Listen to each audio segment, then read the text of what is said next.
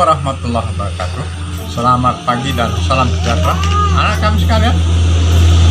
Tidak lupa dan tidak bosan, mari sebelum kita mulai pekerjaan belajar kita pada pagi hari ini dengan niat dan doa, mudah-mudahan Allah Subhanahu wa Ta'ala bersama kita, mengawal kita untuk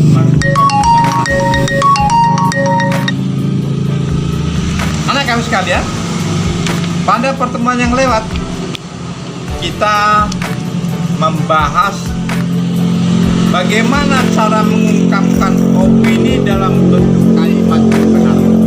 Ya, mengungkapkan opini dalam bentuk kalimat yang benar. Itu yang kita bahas pertemuan yang lewat. Nah, pada pertemuan kali ini kita membahas bagaimana menyusun opini dalam bentuk paragraf. Anak kami sekarang masih ingat kan apa yang dimaksud dengan paragraf?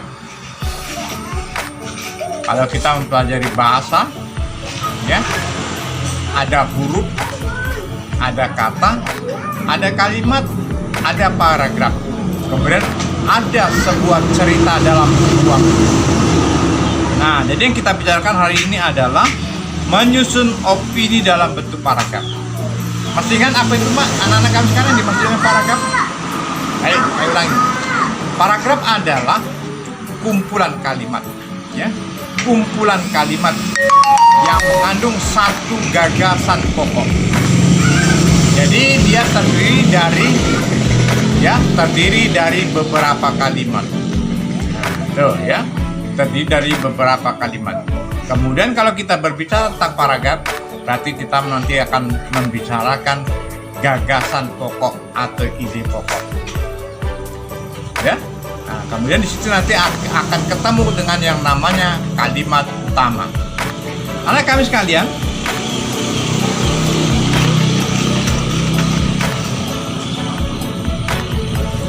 di dalam kehidupan sehari-hari kita banyak sekali melakukan aktivitas membaca. Dalam membaca suatu bentuk tulisan diperlukan daya kritis. Ya, apakah tulisan itu berupa fakta atau opini? Nah, ini mengenai fakta dan opini sudah kita bahas pada pertemuan yang lewat. Saya yakin masih ingat ya. Begitupun fakta berarti bukti. Kemudian opini berarti pendapat. Ya. Kalau opini kebenarannya tidak mutlak. Tapi kalau fakta jelas ya, kebenarannya itu mutlak. Dalam bentuk tulisan, suatu opini sebenarnya mudah dikenali. Berikut ini adalah penanda-penanda opini dalam satu paragraf. 1. Menggunakan kutipan kata-kata seseorang. Biasanya ditandai dengan adanya tanda petik. Ya, masih ingat ya, tanda petik. Ya, tanda petik. Kemudian yang kedua, menggunakan sudut pandang penulis dalam bentuk penafsiran terhadap fakta. Sudut pandang ini juga sudah kita bahas ketika kita membicarakan unsur pembangun karya sastra. Ya, nah, sudut pandang. Yang ketiga, menggunakan kata yang tidak pasti. Ya, namanya juga pendapat seseorang. Ya, kalau opini pendapat seseorang. Sekali lagi, menggunakan kata-kata yang tidak pasti. Misalnya dengan menggunakan kata mungkin, ya, barangkali. Nah, tuh. Yang keempat, menggunakan kata-kata yang bertujuan menyampaikan sesuatu. Misalnya dengan menggunakan kata sebaiknya, saran, pendapat, dan lain-lain. Inti dari paragraf opini adalah, ya, dapat ditemukan kata-kata atau kalimat yang menunjukkan bahwa itu adalah sebuah pendapat pribadi ataupun pandangan seseorang yang belum tentu benar, hanya berdasarkan pemikiran seseorang. Baik anak-anak kami sekalian, berikut ini akan saya bacakan, ya, akan saya bacakan opini dalam sebuah paragraf. Ya, tolong diikuti. Bunyinya dikatakan, novel Laskar Pelangi karya Andrea Hirata merupakan novel yang sangat bagus. Novel ini memberikan kesan yang sangat mendalam dan melibatkan emosi para pembacanya. Tak hanya itu, novel ini juga memberikan pengalaman kepada pembaca seolah-olah mereka ikut terlibat dalam cerita tersebut.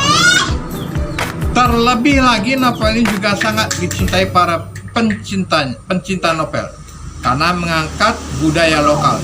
Mereka menganggap bahwa Laskar Pelangi merupakan karya terbaik Andrea Hirata. Tak heran novel ini laku keras di pasaran. Kadang-kadang anak, tadi kita membicarakan bagaimana menyusun opini dalam paragraf. Jadi semua kalimat-kalimat yang saya bacakan tadi itu semua mengandung bentuk-bentuk opini. Ya, bentuk-bentuk opini yang tadi dikatakan bahwa opini itu adalah satu pengungkapan yang kebenarannya tidak mutlak. Contoh saja kalimat yang pertama tadi, bunyinya seperti ini. Novel Laskar Pelangi karya Andrea Hirata merupakan novel yang sangat bagus. Apakah nggak ada? Pertanyaannya, apakah nggak ada novel yang lain yang lebih bagus? Nah, nih, ya, itu sikap kritis. Baik anak kami sekalian, untuk pertemuan yang ke-13 ini saya cukupkan sampai demikian. Mudah-mudahan kita bisa bertemu kembali dengan izin Allah Subhanahu wa taala. Kita diberi kesempatan, kita diberikan segalanya sehingga dapat bertemu lagi insya Allah pada pertemuan yang ke-14. Terima kasih, mohon maaf.